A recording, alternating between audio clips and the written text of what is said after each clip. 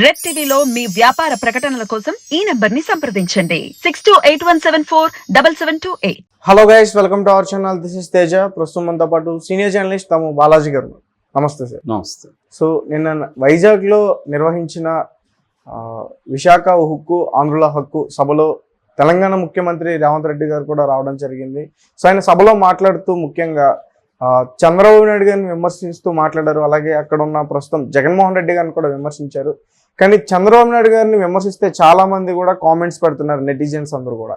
ఎందుకంటే ఒకప్పుడు రేవంత్ రెడ్డి చంద్రబాబు నాయుడు గారి శిష్యుడిగా అందరికీ తెలుసు.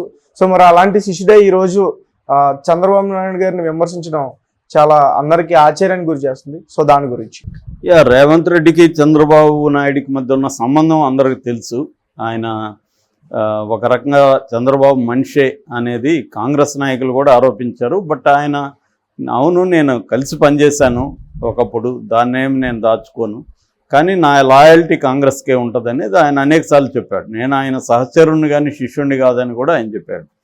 బట్ అందరికీ తెలుసు ఆయన శిష్యుడే అని. ఎందుకంటే వీడియోలు ఇప్పటికి కూడా ఉన్నాయి. ఓటుకు నోటు కేసులో వీడియోలలో ఆయనే మాట్లాడుతున్నాడు, మా బాస్ అని మాట్లాడుతున్నాడు. వాళ్ళ బాస్ ఎవరు, చంద్రబాబు అనే విషయం అందరికీ తెలిసిందే. ఏదేమైనా ఇప్పుడు ఆయన ఆంధ్రాకి వెళ్తాడు అనగానే అందరూ ఏం ఎక్స్పెక్ట్ చేశారంటే జగన్ మీద తీవ్రంగా విరుచుకుపడతాడు ఈయన అనుకున్నారు. కానీ జగన్ మీద ఏమి అంత తీవ్రంగా విరుచుకుపడలేదు. ఆయన మెయిన్గా జగన్ మీద ఫోకస్ చేసిన పాయింట్లు ఏంటంటే అందరినీ కలిపి చేశాడు. యాక్చువల్గా ఇక్కడ బీజేపీ అంటే అంతకుముందే షర్మిలా చెప్పిన దాన్నే మళ్ళీ రిపీట్ చేశాడు. బి అంటే బాబు, జే అంటే జగను, పి అంటే పవన్. సో బీజేపీ అంటే బాబు, జగను, పవన్ అనేది చెప్పాడు. తర్వాత ఇక్కడ ఎవరికి కూడా వెన్నెముక లేదు ఈ రాష్ట్రంలో నాయకులకు. వీళ్ళెవరూ కూడా గట్టిగా మోడీని వ్యతిరేకించి మాట్లాడట్లేదు అనేది కూడా ఆయన చెప్పాడు. అందుకే వీళ్ళు ఏమీ సాధించలేకపోయారు అనేది చెప్పాడు. ప్రధానంగా పోలవరం 10 ఏళ్ళుగా పోలవరంని సాధించలేకపోయారు. తర్వాత 10 ఏళ్ళుగా రాజధాని నిర్మించలేకపోయారు. విశాఖ ఉక్కు ప్రైవేట్ పరం కాకుండా ఉద్యమాలు చేయలేకపోయారు అనేది మాట్లాడారు. ఆయన మాట్లాడిన దాంట్లో ఈ విషయాలలో అన్నిట్లో కూడా వాస్తవం ఉంది. ఎందుకంటే ఆంధ్రప్రదేశ్ రాజకీయాలు తెలిసిన వాళ్ళకి అందరికీ ఇది క్లియర్గా అర్థమవుతుంది. ఇటు జగన్ మీద కేసులు ఉన్నాయి, 18 కేసులు ఉన్నాయి ఆయన మీద. ఈడీ అండ్ సిబిఐ ఉంది. 10 ఏళ్ళుగా బెయిల్ మీద ఉన్నాడు. సో గట్టిగా ఆయన ఇరుకును పెట్టే విధంగా పోరాడితే వాళ్ళు ఎక్కడ నట్లు బిగించాలో అక్కడ బిగిస్తాడు. జగన్ జైలుకి పోవాల్సి వస్తుంది. సో అదొకటి. రెండవది, రాష్ట్ర ప్రయోజనాల కోసం కొన్నిట్లో కాంప్రమైజ్ అయ్యి కొన్ని ప్రయోజనాలు తీసుకోవాలి తప్ప కంప్లీట్గా రాష్ట్రం సెంట్రల్తో గొడవ పెట్టుకుంటే కష్టం. ఎందుకంటే ఇప్పుడున్న బీజేపీ ప్రభుత్వం గతంలో ఉన్న కాంగ్రెస్ ప్రభుత్వం కావచ్చు, బీజేపీ వాజ్పేయి ప్రభుత్వం కావచ్చు, వాటికన్నిటికీ డిఫరెంట్ ప్రభుత్వం ఇవాళ మోడీ ప్రభుత్వం. మోడీ ప్రభుత్వం ఏంటంటే చాలా అథారిటేరియన్ గవర్నమెంట్ అంటారు. అథారిటేరియన్ అంటే చాలా డామినేటింగ్గా ఉంటుంది. అది ఏమాత్రం ఎవరిని కూడా చిన్న ఇదైనా సహించరు వాళ్ళు. ఇంతకుముందంటే ఫర్ ఎగ్జాంపుల్ నెహ్రూ పీరియడ్లో చెప్తారు, ప్రతి ముఖ్యమంత్రికి ఆయన లెటర్లు రాసేవారు అంట ఏ ఇంపార్టెంట్ నిర్ణయం తీసుకోవాలనుకున్నా. ఎందుకంటే వాళ్ళందరి అభిప్రాయాలు తీసుకొని ఆయన నిర్ణయం తీసుకునేవాడు. ఇవాళ బీజేపీలో అసలు సెకండ్ పర్సన్కి మోడీ చెప్తాడా లేదో తెలియదు. ఆయనే ఒక ఇంటర్వ్యూలో చెప్పాడు, నేను ఫైల్స్ ఏవి చదవను, ఆ ఫైల్స్ తెచ్చిన సెక్రటరీలు వాళ్ళకి బ్రీఫ్ 2 నిమిషాల్లో చెప్పమంటాను, అది వినే ఫైల్లో సంతకం చేస్తానని చెప్పాడు. అంటే అంత ఆటోక్రటిక్ నేచర్ ఉంది ఆయనకి. సో అలాంటి అంటే విత్ ఇన్ ద బీజేపీలో కూడా ఎవరు ఆయనకి ఎదురు తిరిగి మాట్లాడేవాళ్ళు లేరు, ఎవరు ఎదురు ఉండేవాళ్ళు లేరు. సో ఆయన్ని ఒక రకంగా కంపేర్ చేసేది ఎవరితో అంటే ఇందిరాగాంధీతో చేస్తారు. ఇందిరాగాంధీ కూడా అలాంటి నేచరే ఉంది. ఇందిరాగాంధీ కూడా ఎమర్జెన్సీ విధించినప్పుడు మినిస్టర్లకు ఎవరికి చెప్పకుండానే రాష్ట్రపతి దగ్గరికి వెళ్ళిపోయి నైట్ అర్ధరాత్రి 11:45 ఏమో సైన్ చేయించింది. సైన్ చేయించిన కొన్ని గంటల్లోనే 676 మందిని అరెస్టులు చేసింది. తెల్లారి లోపల 676 మంది ప్రత్యర్థులు, అంటే వివిధ పార్టీల నాయకులు, జర్నలిస్టులు, రకరకాల వాళ్ళని తెల్లారి లోపల 676 మంది అవుట్, జైలుకి వెళ్ళిపోయారు. తర్వాత మార్నింగ్ 10 గంటలకి మధ్య వీళ్ళని సమావేశం పరిచి ఎవరిని, మినిస్టర్ని, క్యాబినెట్ని. జస్ట్ విషయం చెప్పింది. విషయం చెప్తే ఒక్కరు కూడా అడగల. ఒకే ఒక డిఫెన్స్ మినిస్టర్ మాత్రమే ఇది అవసరమా అని అడిగాడు అంతే.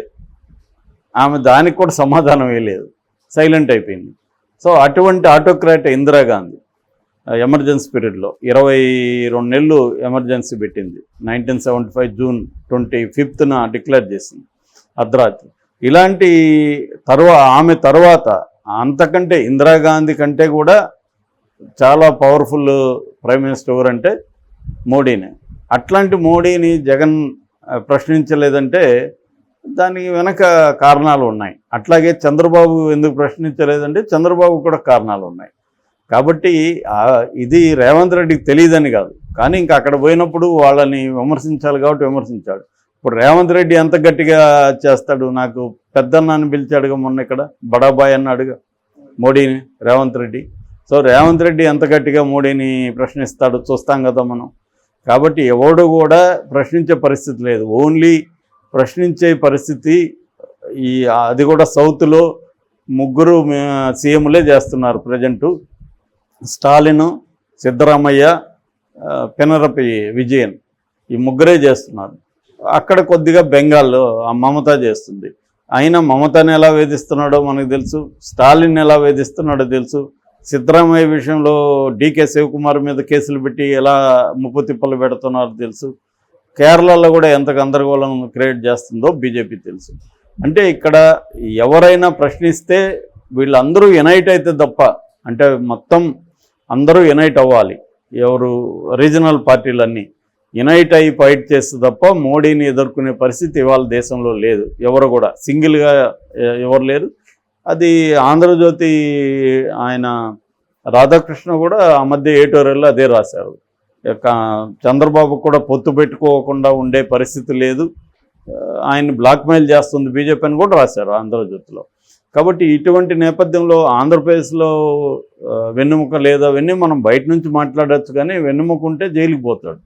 సో జైలుకి పోయి వెన్నెముక ఉందని నిరూపించుకుందామా, బయట ఉందామా అనుకున్నప్పుడు ఎవడైనా ఏం చేస్తాడు? జైలుకి పోతే కెరీర్ కూడా అంతమైపోవచ్చు. మనం చూసాం జయలలితది అట్లాగైంది, మొన్ననే హేమంత్ శిరోన్ది అయింది, అంతకుముందు లాలూ ప్రసాద్ కెరీర్ అంతమైపోయింది. ఇలాగ మోడీతో పెట్టుకుంటే వాళ్ళ పొలిటికల్ కెరీరే మటాష్ అయిపోతుంది. అందుకని ఎవరు కూడా అక్కడ పెట్టుకోవట్లేదు. కాబట్టి రేవంత్ రెడ్డి విమర్శలో ఏమీ పసలేదు ఆయన. కాకపోతే ఏంటంటే అక్కడ మాట్లాడాలి కాబట్టి. రెండోది ఏంటంటే జగన్ మీద పర్టికులర్గా టార్గెట్ ఎక్కడ చేశారంటే వైఎస్ఆర్కి నిజమైన వారసురాలు బిడ్డ షర్మిలానే. షర్మిల సీఎం అవుతుంది, సీఎం అయ్యే వరకు నేను ఆమెకు అండగా ఉంటాను, నేను హెల్ప్ చేస్తాను. సో ఈ పోరాటాన్ని ఆగదు, మనం ఆంధ్రులందరూ కలిసి అడ్డుకుందాము అని చెప్పి విశాఖ ఉక్కు ఆంధ్రుల హక్కు అని ఆ నినాదం కూడా ఇచ్చారు. అది పాత నినాదమే, దాన్ని మళ్ళీ ఇచ్చారు. సో ఏదేమైనా ఓవరాల్గా చాలా అగ్రెసివ్గా అయితే లేడు రేవంత్ రెడ్డి, చాలా బ్యాలెన్స్డ్గానే మాట్లాడాడని చెప్పచ్చు. ఎక్కడ కూడా ఎవరి మీద, చంద్రబాబు మీద అంటున్నారు కానీ ఆయన చంద్రబాబు మీద కూడా అగ్రెసివ్గా మాట్లాడాలి, అందరినీ కలిపి మాట్లాడాడు. ఆయన అడగడం కూడా 25 అసెంబ్లీ సీట్లు ఇవ్వండి, 5 ఎంపీలు ఇవ్వండి అని చెప్పేసి చేశారు. కానీ ఇచ్చినా కూడా అప్పుడు ఏమైంది, జగన్ ముందే చెప్పాడు మన సహాయంతో గవర్నమెంట్ ఏర్పడితే మన మాట వింటారు, అబ్సల్యూట్గా వాళ్ళకే వచ్చేసినప్పుడు ఇంకా వీళ్ళ అవసరం ఏముంది? ఒకే ఒక రాజ్యసభలో అవసరమైంది, దాన్ని ఉపయోగించి ప్రెజర్ చేసే పరిస్థితి జగన్కి లేదు. సో అందువల్ల ఏంటంటే మోడీని ఎదుర్కోవడానికి ఎవరికి కూడా పరిస్థితులు ఏమీ లేవు, అది వాస్తవమే. అట్లా ఎవరన్నా ఎదుర్కొని జైలుకి పోతే వాళ్ళకి పేరు రావచ్చు, కానీ ప్రజల్లో కూడా ఎలా ఉంటుంది, 2 రోజుల తర్వాత వాళ్ళని మర్చిపోతారు. కాబట్టి ఇప్పుడు లాలూ ప్రసాద్ అవన్నీ వీళ్ళందరూ మర్చిపోయినారు జనాలు. అందుకని ఎవరికి ధైర్యం చేయట్లేదు. ఇప్పుడు రేవంత్ రెడ్డి అయినా ఇక్కడ ధైర్యం చేస్తాడని నేను అనుకోవట్లేదు. రేవంత్ రెడ్డికి ఏంటంటే మోడీ అండదండలు ఉన్నాయి ప్రజెంటు. ఎందుకు? మోడీకి బీఆర్ఎస్ని తొక్కేసి ఆ ప్లేస్లోకి రావాలనే ఒక గోల్ ఉంది కాబట్టి రేవంత్ రెడ్డిని ఉపయోగించుకుంటుంది. అది అయిపోయినాక మళ్ళీ రేవంత్ రెడ్డిని సంగతి కూడా మోడీ చూస్తాడు, అదేం వదలరు. రేవంత్ రెడ్డికి 2 మార్గాలు, అప్పుడు మోడీని ఎదిరించి జైలుకు పోవడమా, లేకపోతే మోడీకి సరెండర్ అయిపోయి ఏకనాథ్ సిండేగా మారిపోవడం అనేది చూస్తాం మనం ఈ 5 ఏళ్లలో, అది కూడా తేలిపోతుంది. కాబట్టి ఇవాళ మోడీని ఎదుర్కొనే పరిస్థితి ఎవరికి లేదు. రేవంత్ రెడ్డికి కూడా తెలుసు అది, అందుకని ఆయన కూడా గట్టిగా ఏం మాట్లాడలేదు, బ్యాలెన్స్డ్గానే మాట్లాడాడు ఓవరాల్గా. Okay sir, thank you so much.